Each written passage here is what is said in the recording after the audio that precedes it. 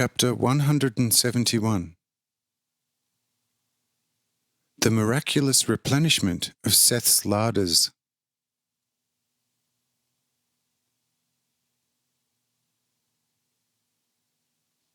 Upon this speech by Enoch, all the patriarchs, including the 4 from midday, rose from the ground and went to their dwellings.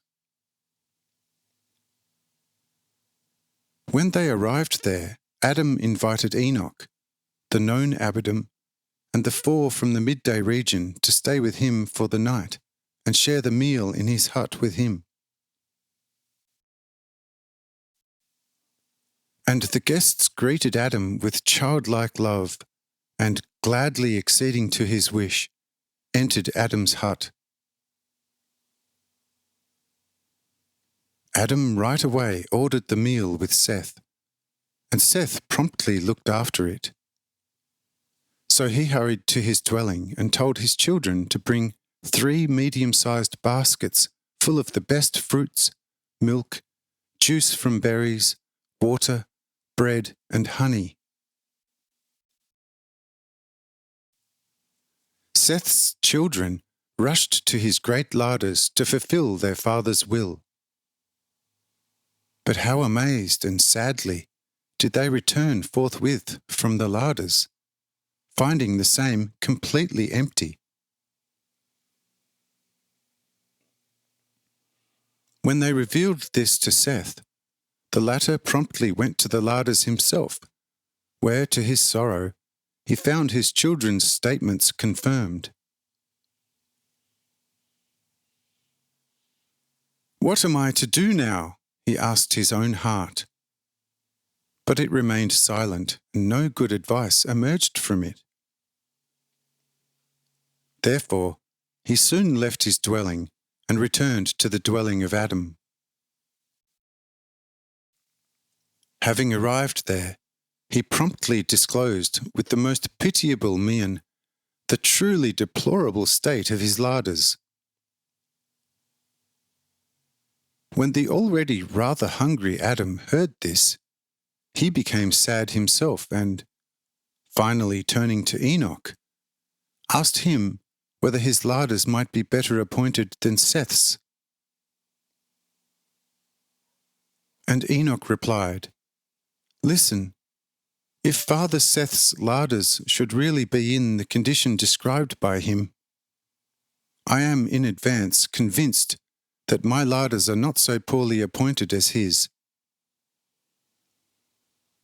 However, I reckon that this time the Father Seth, in his great eagerness, did not look around enough in his house.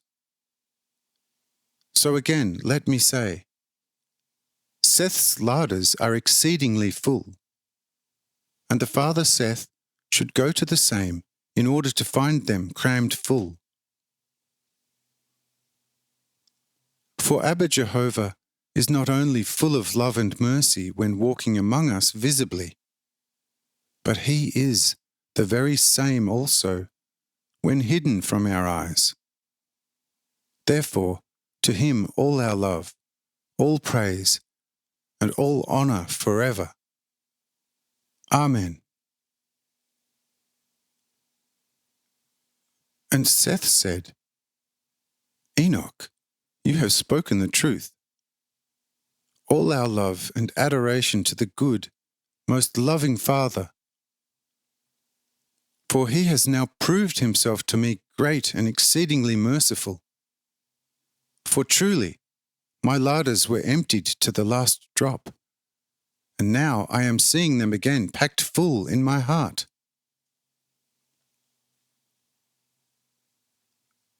And Seth immediately returned to his dwelling, and all his children and his wife hurried towards him, shouting, "Father, Father!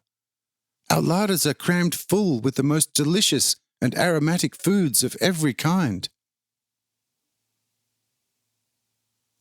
And Seth fell down on his face, intending to give thanks and pray. But a voice called as if out of heaven, "My dear brother Seth, I know you, and you know me. So rise and look after Adam and his by me beloved guests. Amen. Here Seth jumped up and looked around so as to somehow catch sight of the holy Abba. But the voice spoke again. Seth, why are you casting your eyes around? Is not the heart my house within you?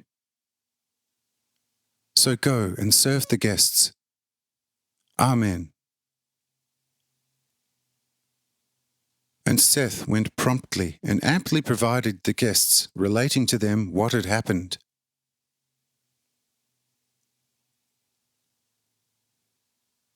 Thereupon Enoch replied, So it is and will remain, namely, that the ear is closer to life than the eye. But the heart alone is the eternal abode of life. Therefore, to him, the Father of life, the fullest dedication of our hearts forever. Amen. Thereupon Adam blessed the guests, praised God with them, and then they all went to their rest.